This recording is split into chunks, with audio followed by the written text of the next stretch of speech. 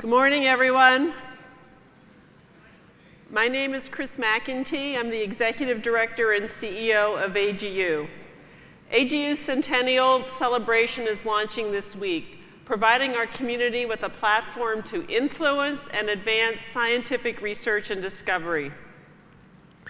And given that this is also the first year AGU has hosted the fall meeting in Washington, D.C., we couldn't think of a better time to hear from American political leadership. This morning, you will hear from Senator Lisa Murkowski of Alaska, who will touch on extremely timely science policy issues facing her constituents, the nation, and the world.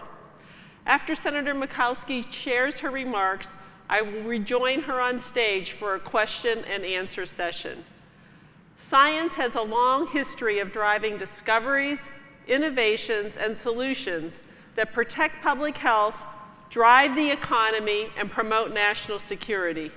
Scientists can't do it alone.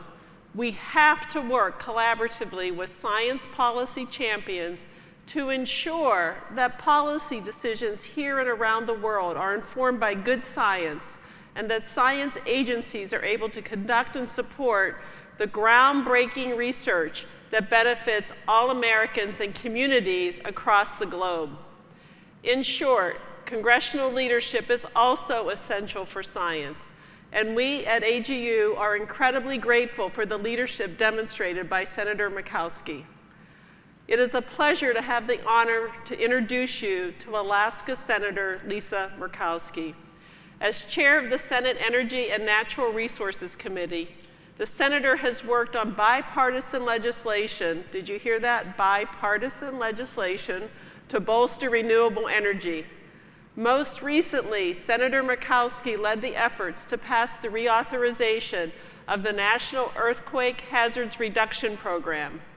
Passed late this month, this bipartisan bill will improve the nation's earthquake preparedness through improved infrastructure, coordination, and enhanced data sharing among the agencies, as well as continued development of earthquake warning systems. Senator Murkowski's efforts to embrace science to help prevent the disastrous loss of life and property in the wake of natural hazards is very timely, particularly since there was an earthquake just this morning in Southeast United States. Here today to discuss this and other timely issues is Senator Lisa Murkowski. Please join me in welcoming her to the stage. Thank you.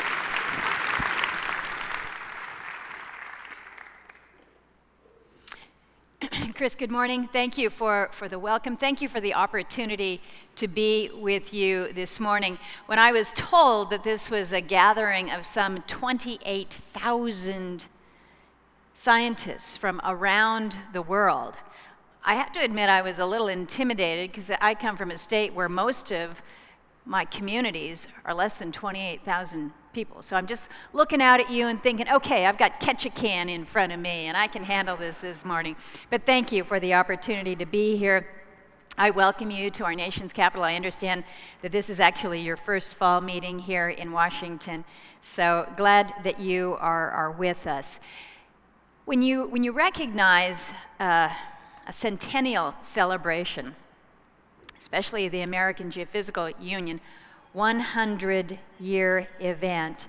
Now, you might not think that that's significant because so much of what you deal with is certainly well beyond a century when we're talking about the work that the geologists do, the volcanologists do.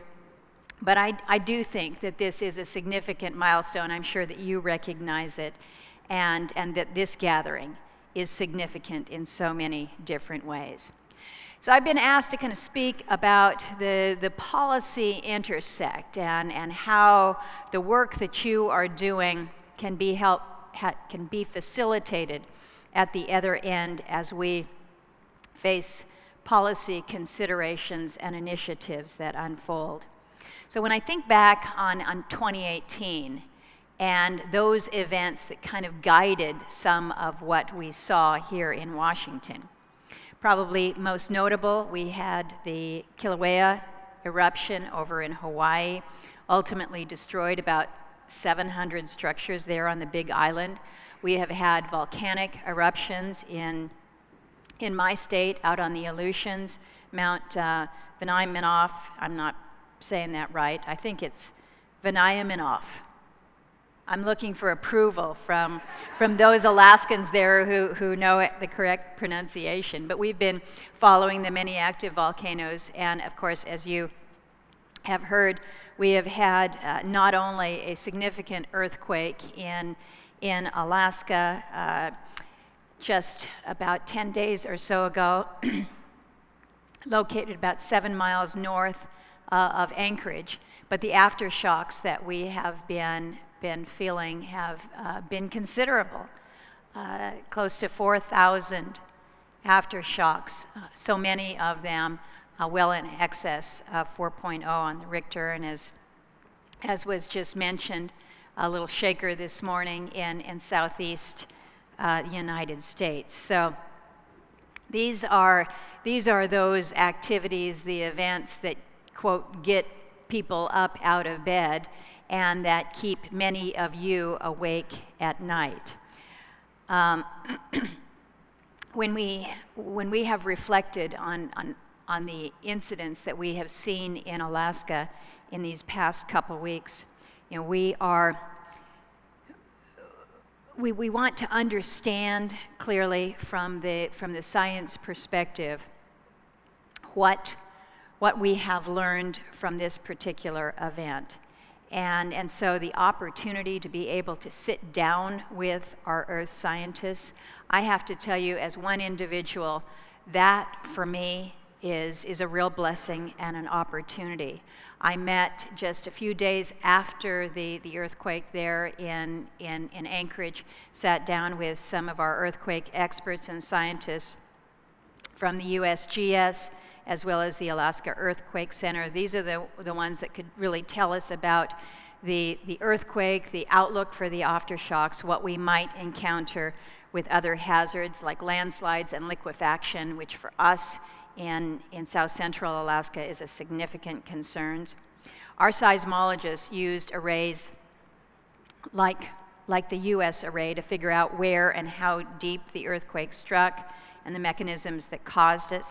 It was interesting because you all sometimes can be pretty technical, and for people like me, sometimes that technical stuff is a little bit difficult, and we were talking about the subducting slab that occurred along this normal fault line, and it didn't really make sense to me until it was described as pulling that Snicker bar, slowly bending. So however we communicate, whether we're talking about subducting slabs or using the analogy of stretching that Snicker bar, it was important to be able to understand what we're dealing with.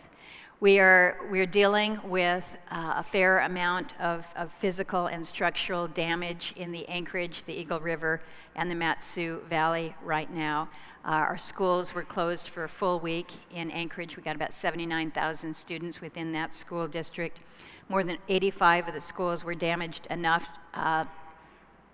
to require just the time to clean up and repair. As of right now, 3 of those schools will not reopen. You've seen, many of you, I'm sure, have seen the pictures of the highway system that were destroyed, parts of the Glen Highway, the highway that comes from Anchorage to connect the rest of the state going north. They were closed due to bridge failure and road collapse.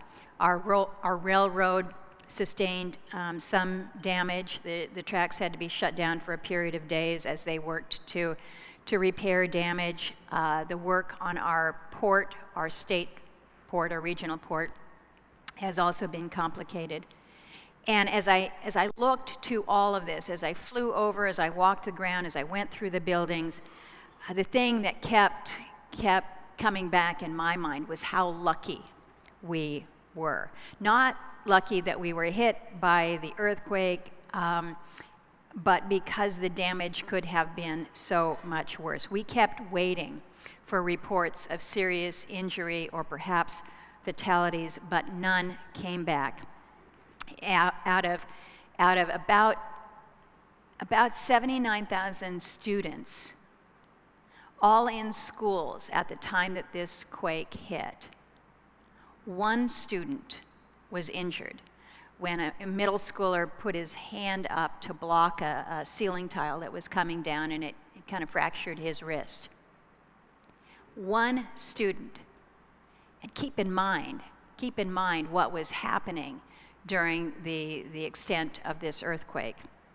And so, when I think about whether or not we got lucky, you don't get lucky when you have a 7.0 earthquake and some 4,000 aftershocks over the course of 10 days and not have people seriously injured or worse.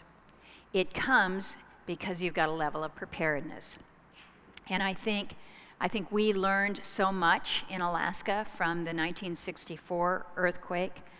We took a very, very hard hit, and we learned about building and infrastructure and why so much of it failed. And we took those lessons and we applied them. We moved them forward. We strengthened our building codes. These kids, every one of them knew where to go and what to do because it's been drilled into them, literally. There is not a child in Alaska that doesn't know to duck and cover, to get under that desk, and just the preparedness that the average Alaskan family has at their home in anticipation of a quake.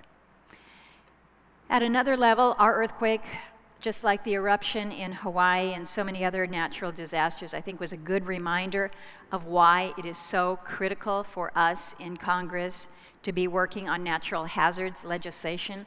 There's no substitute for the science or for the federal programs that help us understand what could happen, how to prepare for it, and how to protect our homes and our property. I've been working on several of these natural hazards bills for a period of years, either as a sponsor or a co-sponsor, and we've made significant progress on them this Congress. But I'll tell you, it doesn't always come easy. It's not always understandable. I was the initial co-sponsor on volcano legislation years back, and I remember that I was actually mocked it was a social media post about, whoa, who's this Murkowski who introduces bills to watch volcanoes? Well, then the eruption in Iceland happened, shutting down air traffic to Europe, and all of a sudden I got, whoa, who's that Murkowski that had the foresight to introduce legislation to watch those volcanoes? So maybe it's just when it becomes real to you. But it's almost ironic that just a few days before the earthquake hit Anchorage, we sent our earthquake hazards reduction program bill to the president for reauthorization. This directs the USGS and other science agencies to focus on cascading hazards like landslides, like liquefaction, which seem to cause the most damage during the earthquake and then the resulting aftershocks. And so, I don't know, maybe the president saw that you were going to be convening here. The fact that he has signed our earthquakes bill into law is a pretty good thing. Hopefully we'll find an opportunity to pass 2 other pieces of hazards legislation before the end of the year. We've got the National Volcano Early Warning and Monitoring System Act to improve our volcano monitoring again, as I just mentioned. We passed it out of the Senate by unanimous consent back in May. It's been awaiting a vote ever since. We've kind of been focused on the earthquake response the last few days, but it's easy to forget that we have four volcanoes that are actively erupting in Alaska right now.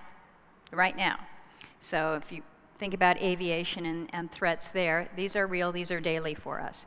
The other bills we're working on is the National Landslides Preparedness Act. I'm sponsoring it with Senator Cantwell, my ranking partner on the Energy Committee. We strengthen landslide risk assessment and warning system. We highlight the importance of mapping to fully understand these risks. So I put both of these bills within a package of public lands bills that we're hoping to be able to move before the end of the year. We're running out of daylight here with the congressional calendar, so there's no guarantees on this. But if any of you might be going up to the Hill at any time this week and meeting with members, put a good word or two in on these two bills for us. That'll help us move it along. Our hazards legislation has become a higher priority because we realize that monitoring systems and networks are crucial to ensuring that Americans are informed of the hazards that we face. They help us prepare, and they're crucial to protecting lives and properties.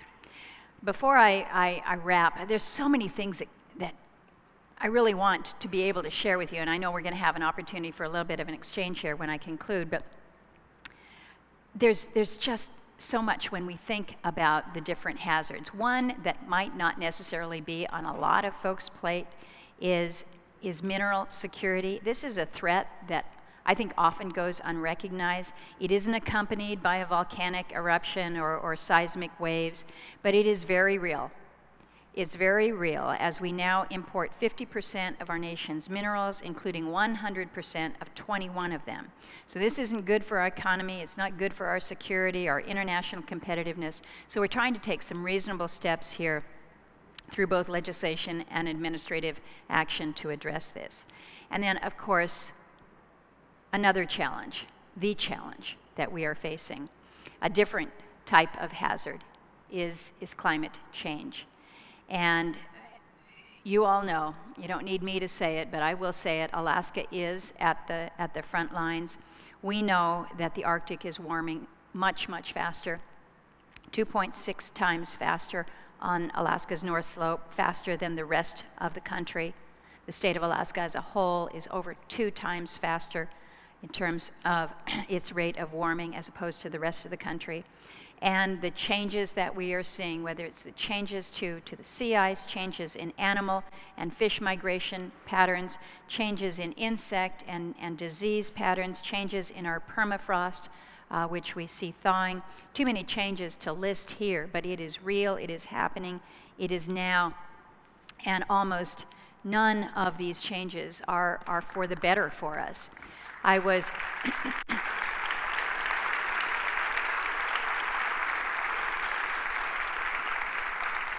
when I was up in the state last week, and we were traveling with folks from the Department of Transportation, state, and the emergency management team, and we were talking about how lucky we were that at the time temperatures were above freezing, so we're going to be able to at least temporarily repair the roads because the gravel from the gravel pit is not frozen yet.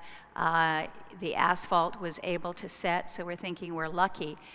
And the guys from DOT are saying every day in the winter that is above freezing is a bad day for us because of the impact to our infrastructure. From his perspective, it was the roads. And so for us in Alaska, for those of us in the north, for those of us in the Arctic, we need to have that freezer kept cold. We need it for us, but you all need it for you here in the lower 48, and for those of you or from other parts of the world. We all need the Arctic to stay cool. So we're focusing our efforts. Those in the science community, you have done an exceptional job in highlighting the dangers, the consequence of climate change. We know we must be reducing our emissions. In Congress, sometimes it is, I know you're going to be shocked to hear this, but sometimes it's a hard conversation to have with people who have said, we don't need to deal with it, or I don't know what the issue is. Well, I can tell you what the issue is, that when the Arctic starts to thaw, this is not good for the planet.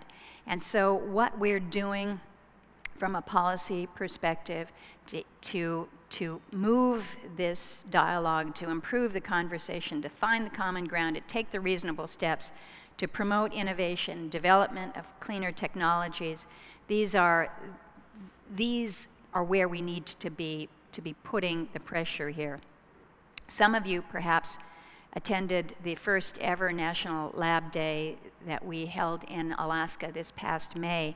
The University of Alaska hosted it up in Fairbanks. Larry Hinsman, very key, very instrumental in not only that effort, but in making sure that I was invited this morning, led this very significant gathering of scientists. We were joined by the directors or deputy directors of 12 of the national labs. We had the Department of Energy's Undersecretary for Science. We had scientists, industry, innovators from all over the state and across the country.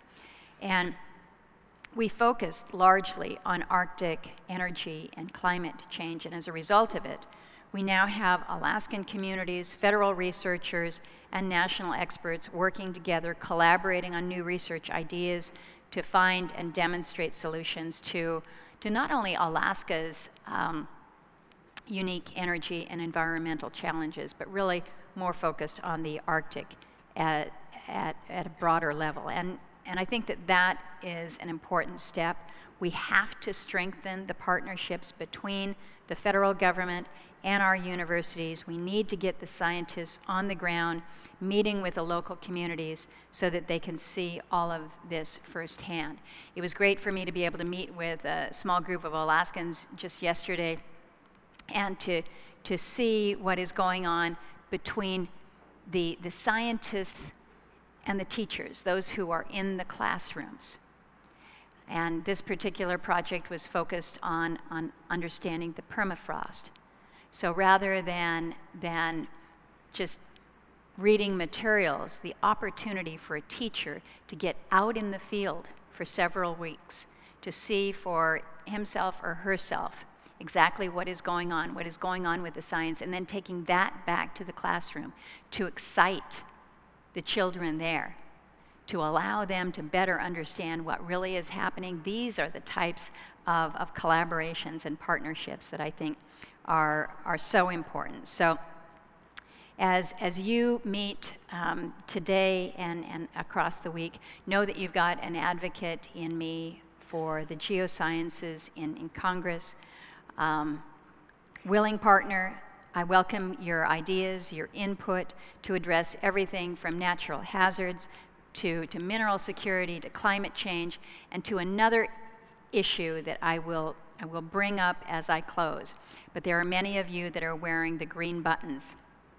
And it was explained to me by Christine and some of the others before we came in here that within the science community, that you too have issues as they relate to harassment in the workplace, and recognizing that your workplace might look a little bit different. It might be out in the field, it might be on a ship, it might be in a laboratory, but recognizing that harassment of any kind in any work environment is not acceptable. I applaud you for your leadership in recognizing that and working to change the culture. We've got a lot of work to do, but we've got a lot of willing participants, and I'm pleased to be able to join with you this morning in all that you endeavor to do. Thank you so much, and I look forward to a few questions.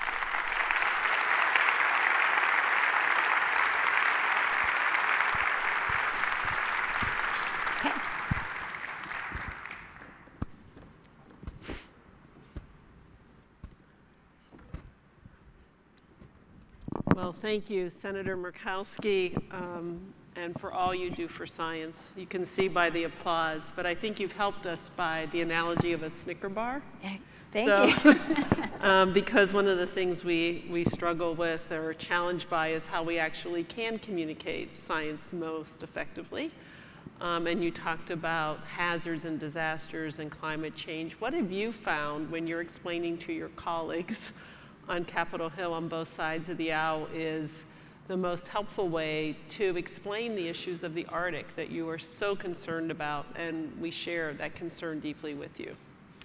I think it really helps to try to put a face to this as an issue, and to be able to describe. Mm-hmm. Because, I don't know, perhaps I view the world a little bit differently than scientists.